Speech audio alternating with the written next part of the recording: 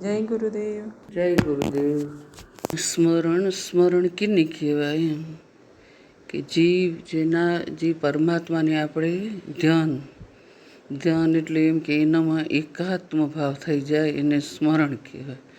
ભક્તિના માર્ગમાં સ્મરણનું બહુ મોટું મહત્વ હોય એમ કે જેને આપણે પ્રિયતમને યાદ કરી, પરમાત્માને યાદ કરીને એના વિશે જે વિચારી એને યાદ કરી, એની યાદમાં આપણે ખોવાઈ જઈએ. એની યાદ આપણે કંઈ આવે કે એના ગુણ આપણે ગ્રહણ કરી તઈએ એમ એના ગુણ વિશે સાંભળીને એના ગુણ વિશે વિચારી. સ્મરણ એટલે એનું ધ્યાન.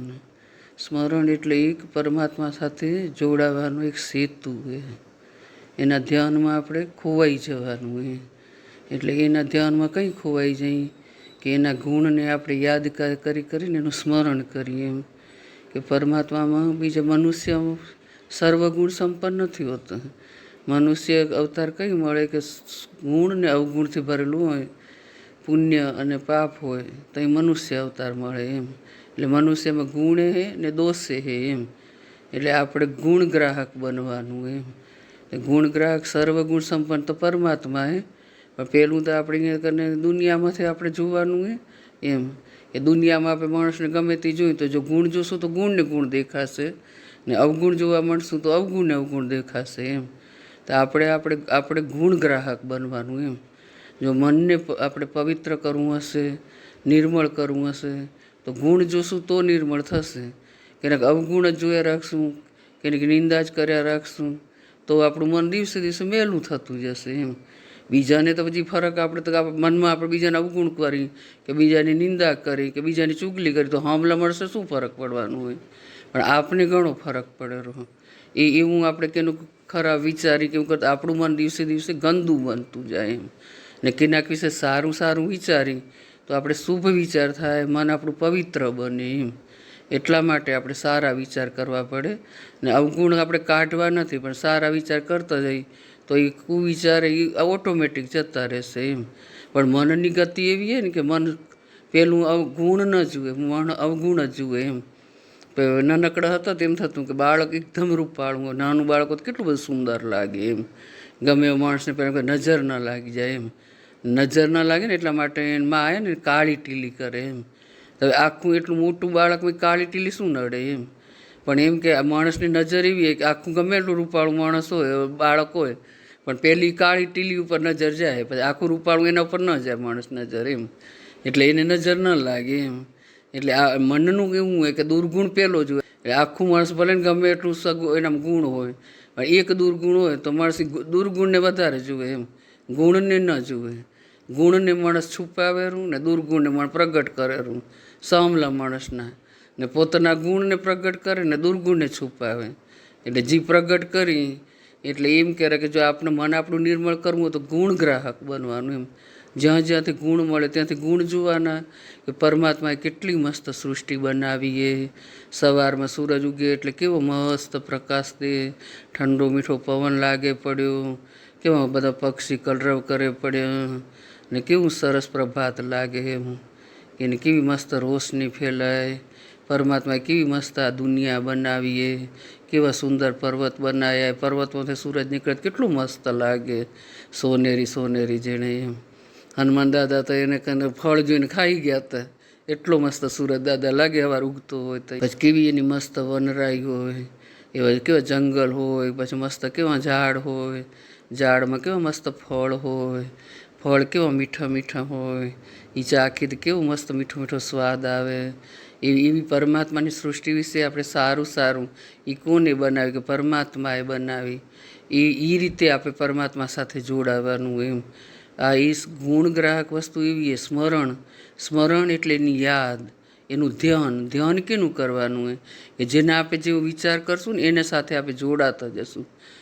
જેનો આપણે વિચાર કરશું એના સાથે જોડાતા જશું. તો આપણે કેના સાથે જોડાવાનું હોય કે જીવ અનેક જન્મથી શિવથી વિખૂટો પડ્યો હોય, આત્મા અનેક જન્મોથી પરમાત્માથી વિખૂટો પડ્યો હોય તો એની યાદ કરી, એને પુકારી, એટલે એની આ સૃષ્ટિએ પરમાત્માને કેવી બનાવીએ એવી એની યાદ કરી તો એની યાદમાં આપણે ખોવાતા જઈ. જેમ જેમ એને યાદ કરતા જશું એમ પરમાત્મા સાથે આપણે નજીક જતા જશું. જેમ જેમ ગુણ માણસને આપણે જોતા જઈએ, ગુણ પરમાત્માના જોતા જઈએ તો એમાં વધારે વધારે પ્યાર થાય. એમ ગુણ કેવી મસ્ત, કેવી નદી કલકલ કરતી વેરી ને આ બધી કેવી સૃષ્ટિ મસ્ત પરમાત્માએ બનાવીએ. મનુષ્ય કેટલો સુંદર બનાવે, કેવો રૂપાળે મનુષ્ય બનાવે. આટલા બધા ચહેરાએ પણ એક હરખો કેનો ચહેરો નથી, કે બધાના કેવા અલગ અલગ ચહેરા પરમાત્મા બનાવે. એની કળાનો તો કોઈ પાર નથી. કેવી કળા એની કેના કળમાં આવે એવી નથી. એની અકળ કળા આ બનાવી તો જો દાડમ કેવું બનાવ્યું, એનું પેકિંગ કેવું, એક દાણો પણ બહાર ન નીકળે. મગફળી બનાવી તો મગફળીનું પેકિંગ કેવું બનાવ્યું. તો પછી મકાઈનો બનાવી, મકાઈનો ડોડો એનું પેકિંગ કેવું બનાવ્યું પરમાત્માએ. એવું એનું ગુણ જોતા જઈ, એના સાથે જોડાતા જઈ તો એક સેતુનું કામ કરે. પરમાત્મા એ સર્વગુણ સંપન્ન એમ, એટલે એનામાં કોઈ દોષ નથી. એટલે એની યાદમાં આપણે ખોવાતા જઈ, એના ધ્યાનમાં ખોવાતા જઈ તો તેમ તેમ આપણે નિર્મળ બનતા જઈ. એના એક દિવસ એમ કરતાં કરતાં એના નજીક જતા જઈએ એમ, કે જેની યાદમાં ખોવાઈ જવાનું, એના ભાવમાં ખોવાઈ જવાનું. એમ એનામાં નિર્મળતા, કેવો સુંદર ચહેરો એનો, કેવો શ્યામ વર્ણો એનો ચહેરો એના ગુણ જોતા જઈએ. એમ આપણે નિર્મળ થતા જઈએ. એના માટે આપણે મંદિરે જઈ સાંજે કે સવારે, તો મંદિરમાં જઈ તો કેવું આપણે શાંતિથી જઈ, નાહીને મસ્ત શ્વેત કપડાં પહેરીને ને મંદિરમાં પગ મૂકી તો આપણા મનમાં થાય શાંતિથી પગ મૂકશું, એ કોઈ ખોટો વિચાર નહીં કરી, ઊંચે અવાજે બોલશું નહીં, ત્યાં કોઈ કાળ ક્રોધ નહીં કરી, કોઈ એવી કોઈ ખોટી, ત્યાં સારો ભાવ લઈને જઈને એ મંદિરમાં જઈને તો આપણે સારો ભાવ રાખી રહે. કારણ કે આપણે ભલે ને આપણે ગમે તે કહીએ કે આત્મા એ જ પરમાત્મા પરમાત્મા આપણા હૃદયમાં જ વસે એમ કહી રહ્યા, પણ મંદિરમાં જઈને તો કેવો ભાવ હોય કે ઊંચે હાથે બોલાય નહીં, ઊંચે આમ અવાજ કરતું પગ ધીમે ધીમે જવાય, મન પવિત્ર કરીને જવાય, તન પવિત્ર કરીને જવાય, શાંતિથી બેસાય, ઉઠી તોય શાંતિથી ઉઠી, બેસી તોય શાંતિથી બેસી, પગે લાગી તો કેવો ભાવથી લાગી, કે પાઠમાંથી જેને પરમાત્મા સાક્ષાત બિરાજમાન નિષ્કંકી નારાયણ ભગવાન એ રીતે આપણે દર્શન કરી. જ્યોત બળેરી આદ્ય શક્તિ માની આપણા દાદા હોય જેવા ગામ વસે કેવી જ્યોત, અખંડ જ્યોત બનાવે રાખીએ. એ જ્યોતના દર્શન કરતા મારી મા સાક્ષાત અહીંયા બિરાજમાન એમ. આપણે માને નથી દેખતા પણ મા આપણને દેખે રહે એમ. મા કને રોજ આપણે બીજું ભલે કંઈ આવડે કે ના આવડે એમ, માને આગળ જઈને આપણે રોજ બેસી, સાંજ અને સવાર 2 ટાઈમ ત્યાં જઈને બેસી તો માને ઓટોમેટિક એ અંતર્યામી મા અને બાપે આપણા નિષ્કંકી નારાયણ ભગવાન આપણો બાપે, આદ્ય શક્તિમાં આપણે મા હે. એની નજીક જઈને આપણે કશું નહીં બોલીએ, નજીક જઈને રોજ બેસી આપણે માને નથી દેખતા પણ મા આપણે નિહાળી રહીએ એવા ભાવથી એને બેસવાનું. ની અંતર્યામી, એને કંઈ કહેવાની જરૂર નથી, એને આગળ કંઈ માગવાની પણ જરૂર નથી. મા બધું સમજી જશે કે મારા બાળકને શું જુવેરું એમ. એટલે એવો ભાવ જઈએ આપણે અંતર્મનમાં જઈએ આપણે, એ તો આપણે બહિર્મુખની વાત થઈ, એ કર્મકાંડની વાત થઈ. પણ આધ્યાત્મિક માર્ગ એવું હોય કે આ કહેવાય કે સ્વાર્થ અને પરમાર્થ એમ. આધ્યાત્મિક માર્ગનું ગતિ જુદી હોય, એની વાત જ જુદી હોય, એને સમજવાવાળો વર્ગ પણ ઓછો હોય આધ્યાત્મિક માર્ગને. સ્વાર્થ કેને કહેવાય કે જે સ્વનું કલ્યાણ કરી લેવું ને એને સ્વાર્થ કહેવાય. પરમાર્થ કેને કહેવાય કે પરમાત્મા વિશે જે વિચારી, પરમાત્માને મેળવવા માટે જે વિચારી એને આધ્યાત્મિક માર્ગમાં પરમાર્થ કીધો હોય. એમ કે આપણે જેને આ દેહનું કલ્યાણ કરી લેવું એ જ સ્વાર્થ ને પરમાત્માને મેળવી લેવો એ પરમાર્થ આધ્યાત્મિક માર્ગમાં એમ. તો એમ કે કઈ રીતે એને મેળવવો એ રીતે આપણે એનો આવી પ્રાર્થના કરી, એના ગુણ સાંજ સવાર વિચારી, એને આપણે જેવી આવડે એવી કાલા ઘેલા ભાષામાં આપણે એને પ્રાર્થના કરી તો દિન પ્રતિદિન આપણો પરમાત્માનો એક સેતુ બંધાતો જાય. એ સેતુ જો ગમે તે નદીઓ 2 કાંઠે ભરપૂર વહેતી હોય, આ કાંઠે ઓલે કાંઠે જવું તો આપણા વશની વાત ન હોય, ભરપૂર વહેતી હોય તો. પણ પુલ હોય તો કેવું છે, આપણે એમ સજે આપણે ઓલે કાંઠે જતા રહી રહ્યા, પુલ બંધાઈ જાય તો એમ. એટલે આ એ પરમાત્માના ગુણ, પરમાત્માનું નામ, પરમાત્માનું સ્મરણ, પરમાત્માનું ધ્યાન એક સેતુનું કામ કરેલું. એમાં આપણે કંઈ તકલીફ ન પડે. સેતુઓ તો કેમ આપણે ઓલે કાંઠે જતા રહી રહ્યા એમ. એટલે આત્માને પરમાત્માનું મિલન કરાવવું હોય, જીવને શિવથી મિલન કરવાનું હોય તો ભક્તિના માર્ગમાં સ્મરણનું બહુ જ મોટું મહત્ત્વ છે. સ્મરણ એટલે કેવું કે એની મીઠી મીઠી યાદમાં, એમ કે આપણે કેમ એની યાદમાં ખોવાઈ જવાનું હોય કે તેવી તારી કેવી કળા એ પરમાત્મા, તે આ કેવી મસ્ત સૃષ્ટિ બનાવીએ, તે કેવું બધું આ બધું કલ્યાણકારી વસ્તુ બનાવી. આજે એક વસ્તુને આપણા માટે કમી નથી રાખી. એ બધું આ એના બાળક માટે જ બનાવ્યું. કેવો મસ્ત મસ્ત ફ્રૂટ બનાવીએ, કેવો મસ્ત મસ્ત અનાજ બનાવીએ, કેવો મસ્ત મનુષ્ય બનાવ્યો. આ કેવી એની સૃષ્ટિની કેવી લીલા એ, એની લીલાનો તો કોઈ જ પાર નથી. કૃષ્ણ ભગવાને ગીતામાં એમ કીધું કે જે મેં કીધું એમ તમે કરજો, મેં કર્યું એમ તમે ન કરજો. મેં કર્યું એમ જો તમે કરવા જશો તો તમે મને કદી નહીં સમજી શકો એમ. મોટા મોટા ઋષિમુનિ નથી સમજી શકતા તો આપણે સામાન્ય માણસ શું સમજી શકીએ એમ. એટલે આ જ્ઞાનની વાતું બહુ ગૂઢ હોય રહ્યું એમ. એટલે આપણે એ બધું સમજવામાં બહુ વાર લાગે. એટલે એને આપણે પ્રાર્થના કરી, એના ધ્યાનમાં ખોવાઈ જઈને પરમાત્માના ગુણગાન ગાતા જઈ. એની તારી કરુણાનો પાર નથી મારા વાલા. હું તો સામાન્ય જીવ હું. મોટા મોટા ઋષિ મુનિ તને નથી સમજી કે એ નેતી કરતા ગયા તો હું તો તને શું સમજી શકીશ. હું તો ખાલી પ્રયત્ન કરીશ, હું તો કોશિશ કરીશ. કરવાનું તો તને હે. હું તો એક ડગલું આવીશ ચાલીને, તને બીજા ડગલા તો તને જ આવવાનું હે. પણ આપણે એની બાજુએ ખાલી ડગમાં અડવાની જરૂર હે. પછી તો એ પોતે દોડીને સામું આવેલો. સુદામા કેમ એના દ્વારે જાય, ખબર પડેલી કે સુદામા આયા કેવા સામેથી દોડીને આવેલા. એ રીતે આપણે તેને બાળક, આપણું બાળક, આપણે મનુષ્ય તોય આપણું બાળક આપણે કેટલું પ્યારું લાગેલું. એ માને એ બાળકમાં કેટલો પ્યાર જાગેરો કે જન્મતાની હાથે માને એટલો પ્યાર બંધાઈ જાય કે રક્તમાંથી એવું પ્યાર હોય રહ્યો કે રક્તમાંથી દૂધ બની જાય રહ્યું. એ પ્રેમમાં એટલી બધી તાકાત હોય રહી. એ પ્રેમ આપણે પરમાત્મા સાથે કરવાનું. હવે એ પ્રેમ કંઈ જાગે કે જ્યાં એના ગુણને આપણે યાદ કરી. એને લીલામાં શું કીધું, એ લીલા કોઈ સમજી નથી શક્યું એમ. એ કે સતીને મહાદેવને શિવને પાર્વતી અહીંયા કને એમ કે સૃષ્ટિમાં મૃત્યુલોકમાં ફરવા આવ્યા એમ. એને વિચરણ કરવાનું મન થાય તે મૃત્યુલોકમાં આવે વિચરણ કરવા. એટલે વિચરણ કરતાં કરતાં પછી એક પર્વત ઉપર બેઠા, એક ઝાડની નીચે એમ. તે ઝાડની નીચે બેઠો શાંતિથી ધ્યાનમાં. શિવ તો ધ્યાનમાં જ્યાં બેસે ત્યાં એને ધ્યાન જ લાગી જાય. પણ મા હજી શાંતિથી બેઠો હતો એમ. ને ત્યાંથી જ એને રામ ને લક્ષ્મણ ને સીતાને તદી હરણ કરી ગયો રાવણ એમ. તો આને ત્યાં બેસવું ને ત્યાંથી જ રામને લક્ષ્મણને ત્યાંથી પસાર થવું એમ. ત્યાં બધા ઝાડને ને પાનને ને ફળને ને ફૂલને ને પક્ષીને પૂછે, મારી સીતા જોઈ, સીતે મારી સીતાને તમે ક્યાંય જોઈએ, રોતા જાય ને પુકારતા જાય ને બધાને પૂછતા જાય ને કાલાવાલા કરતા જાય. તે શિવની ઓચનતાની તેને ઈષ્ટ હતા, રામ ઈષ્ટ હે શિવના. એટલે એની નજર ખુલી, તેને પ્રણામ કર્યા એમ. મનોમન કર્યા કે મારા ઈષ્ટ આવ્યા, તેને મનમાં પ્રણામ કર્યા સમાધિમાંથી જાગૃત થઈને. તે પાર્વતીને સતીને એને પાર્વતીને સંશય થયો એમ. એ કે આવા તમે કેને પ્રણામ કરો રહ્યા? તો કે મારા ઈષ્ટને પ્રણામ કરું રહ્યા. તો તમારા ઈષ્ટ એટલે પછી બોલ્યા કંઈ નહીં. પણ એના મનમાં એવું થયું કે તમારા ઈષ્ટ આવા કે જે સ્ત્રીના વિયોગમાં રડતા હોય. ઈષ્ટને તો પછી કેનો વિયોગ હોય? એ તો આત્મારૂપે તત્વરૂપે તો બધે આજે હોય જ ને એમ.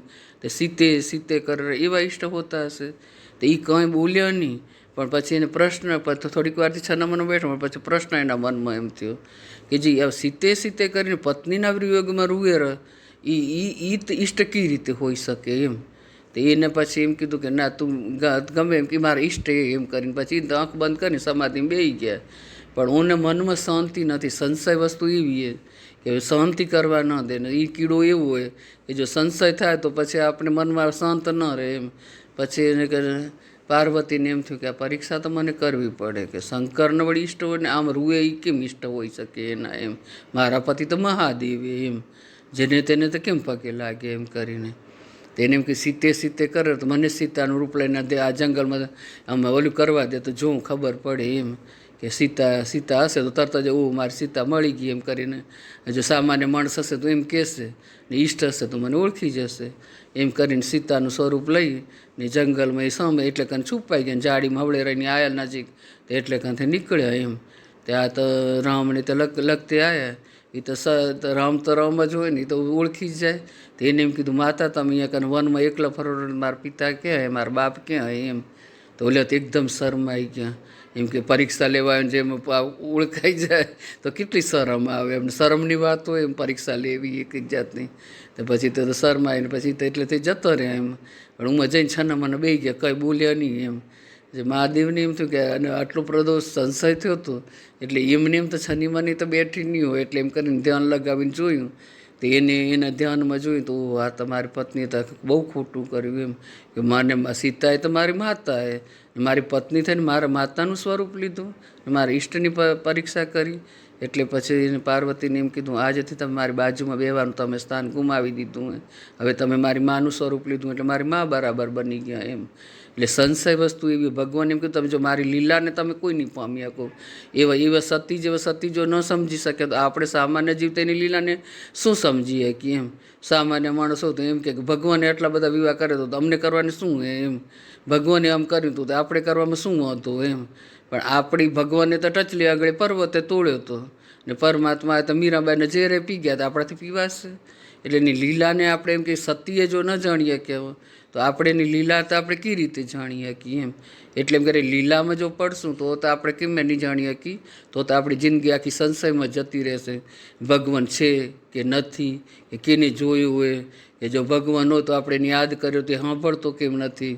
ને સુખી માણસ સુખી થતું જાય રહ્યું ને દુઃખી માણસ દુઃખી થતું જાય રહ્યું.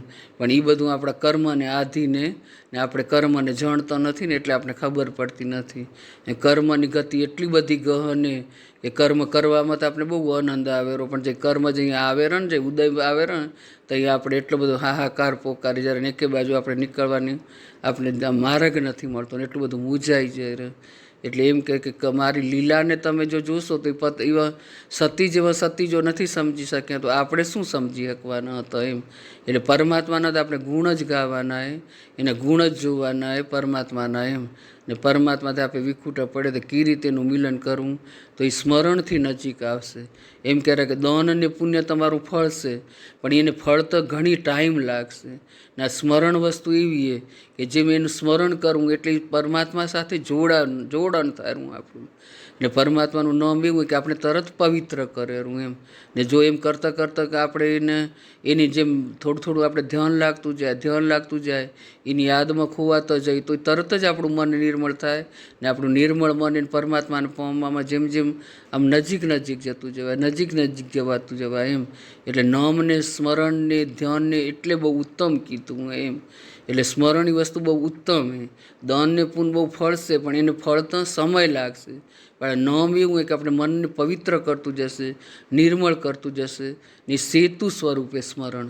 એટલે સ્મરણનું બહુ જ મહત્ત્વ ધ્યાનનું બહુ જ મહત્ત્વ એ ધ્યાન કોને પરમાત્મા સાથે કરવાનું એમ.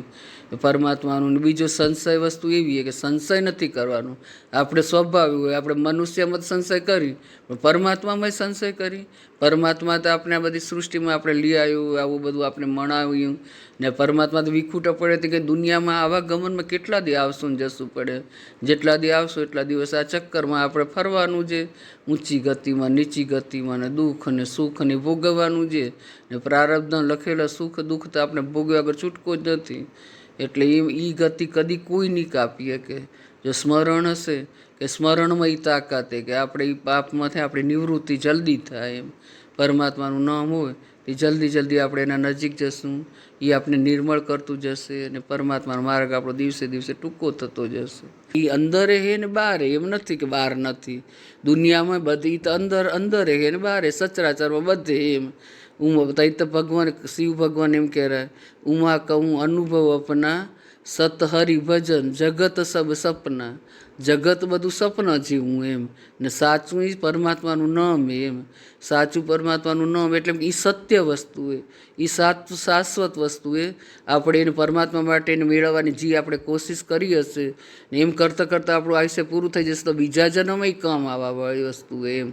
ને અહીંયાની મૃત્યુલોકની ગમે એટલી વસ્તુ આપણે મેળવશું, આપણે પદ મેળવશું, પ્રતિષ્ઠા મેળવશું, પૈસો મેળવશું, ડિગ્રી હશે, ગમે એટલી સુખ સાહેબી હશે, બંગલા હશે, આપણી કંઈ અહીંયા આપણી નખ મીચાતા એ આપણી જોડે નહીં આવે, એમ કહેવાનો મતલબ એ.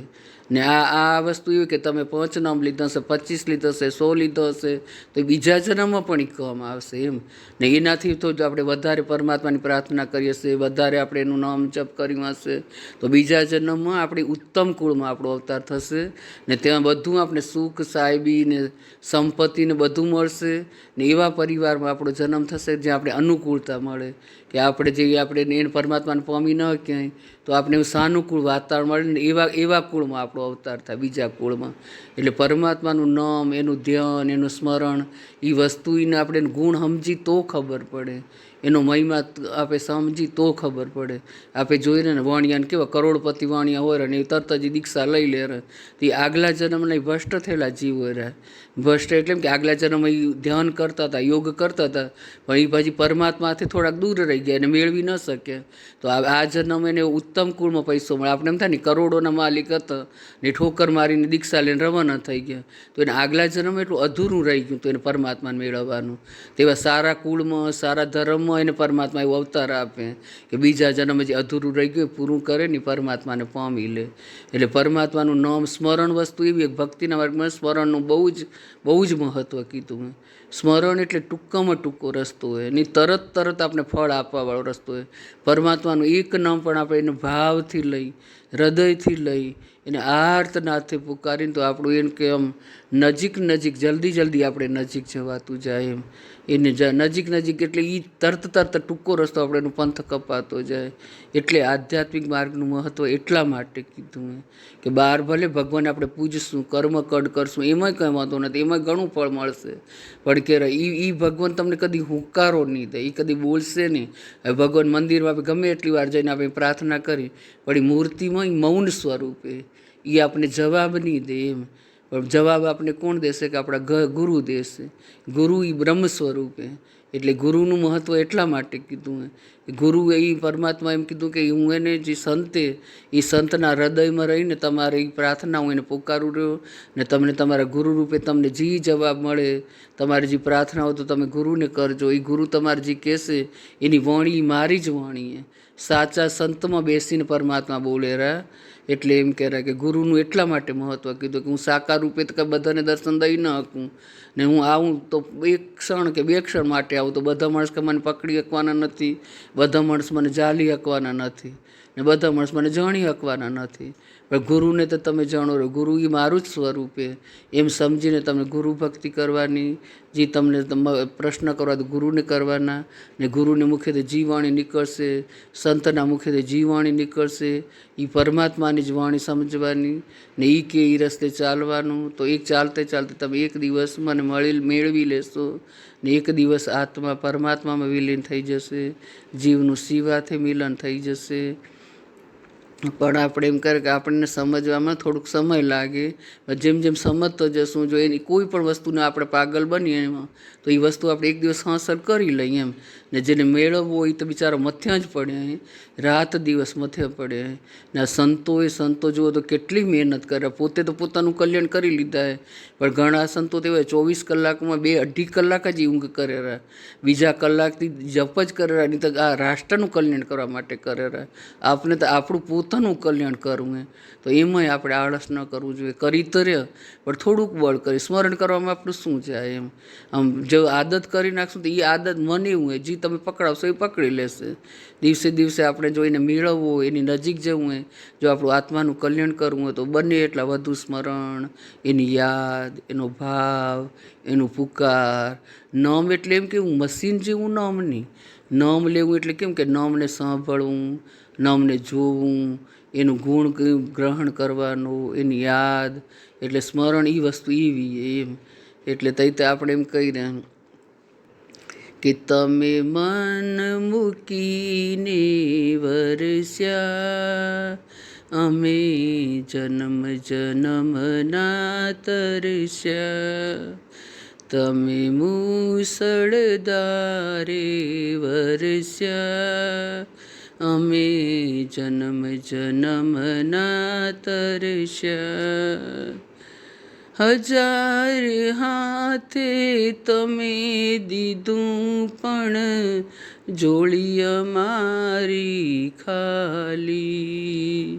જ્ઞાન ખજાનો તમે લૂંટાવ્યો તોય રહ્યા અજ્ઞાની. તમે સૂરજ થઈને ચમક્યા અમે અંધારામાં ભટક્યા. એટલે પરમાત્મા તો આપણા પર ઘણી કૃપા વરસાવી રહ્યા છે. સંતોએ આપણા પર કૃપા વરસાવી રહ્યા છે કે જેને પરમાત્માને મેળવી જ લેવું હોય, જેને પરમાત્માને સાક્ષાત્કાર કરી જ લેવું હોય, એને થોડુંક રાતે 12 વાગે, સવારમાં 3 વાગે, એ સમય એવું હોય કે તે ઋષિ બધા મુનિ તપ કરી રહ્યા છે, એની કૃપા એ મૃત્યુલોક ઉપર વરસાવી રહ્યા છે. તો એ સમયે જો આપણે નામ લઈ તો એ નામ આપણું ઘણું અનેક ગણું ફળે. એ બધા સંતોની કૃપા આપણા ઉપર પડે એનો લાભ આપણે અનેક ગણું મળે. એટલે જો આપણે મેળવવા હે તો આપણે થોડી થોડી કોશિશ સારી કરવી પડે. સારી કોશિશ કરવામાં એમ કે એનું સ્મરણ કરવું પડે, એનું ધ્યાન કરવું પડે, એની યાદ કરવી પડે, એનો ભાવ કરવો પડે. અને જેમ જેમ ગુણગ્રાહક બનવું પડે. જેમ જેમ આપણે ગુણ લેતા જશું દુર્ગુણ આપણે ઓટોમેટિક દૂર થતા જશે. તો નામ કીધું ને કે ગુરુ કેને કહેવાય કે આપણે અંધકારમાંથી ઉજાસમાં લઈ જાય, અજ્ઞાનમાંથી જ્ઞાનમાં લઈ જાય. એને ગુરુ કહેવાય. ને સતગુરુ કેને કહેવાય કે સત વસ્તુ એટલે પરમાત્માની જે ઓળખાણ કરાવે, પરમાત્મા સાથે જે મિલન કરાવે એને સતગુરુ કહેવાય. તો આપણે એમ કે આવા મસ્ત ગુરુ મળ્યા આપણા સમાજને, ને આપણે એવા હંસતીજી મહારાજ જેવા સતગુરુ મળ્યા તો આપણે અવશ્ય પરમાત્મા સુધી લઈ જશે. આપણે એવો સંશય કરવાનો નથી. આપણે વિશ્વાસ રાખવાનો હોય, ભરોસો રાખવાનો હોય. આવા ઉત્તમ કુળમાં આપણે જન્મ મળ્યો હોય, આવો ઉત્તમ ધર્મ મળ્યો હોય તો આ અવસર હવે આપણે ગુમાવવો પાલવે એવો નથી. ને જો ગુમાવશું તો એ મહાખોટનો ધંધો હોય. આવો અવસર હવે નહીં મળે. એટલે આ રે અવસરમાં જેને સદગુરુ સેવ્યા, વસ્તુ તો દેહમાં બતાવી રે સોહાગીલાલ. આ રે અવસરમાં જેણે સદગુરુ સેવ્યા. ઓહમ સોહમ શબ્દ નાભીથી ઉલટે, જાપય જાંપા કેવાય રે સોહાગીલાલ. આ રે અવસરમાં જેને સદગુરુ સેવ્યા. સદગુરુ સેવ્યા એટલે સદગુરુનું ધ્યાન કર્યું, સદગુરુ વિશે વિચાર્યું, સદગુરુનું સ્મરણ કર્યું, એનામાં ભાવ કર્યો, એનામાં વિશ્વાસ કર્યો, એનામાં શ્રદ્ધા કરી.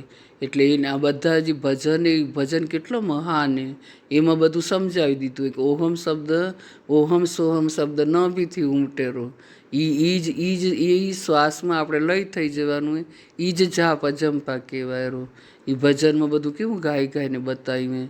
જેને એને ઋષિને અને મુનિને અને ગુરુને અનુભવ થયો એને વાણી ગાઈને આપણે સમજાવીએ સામાન્ય માણસને કે માણસ આમ સમજે કે આમ સમજે, કેમ સમજે, જેમ સમજે એમ સમજીને મારી નજીક આવે, મને મેળવી લે ને એના જીવનું કલ્યાણ કરી લે. જય ગુરુદેવ.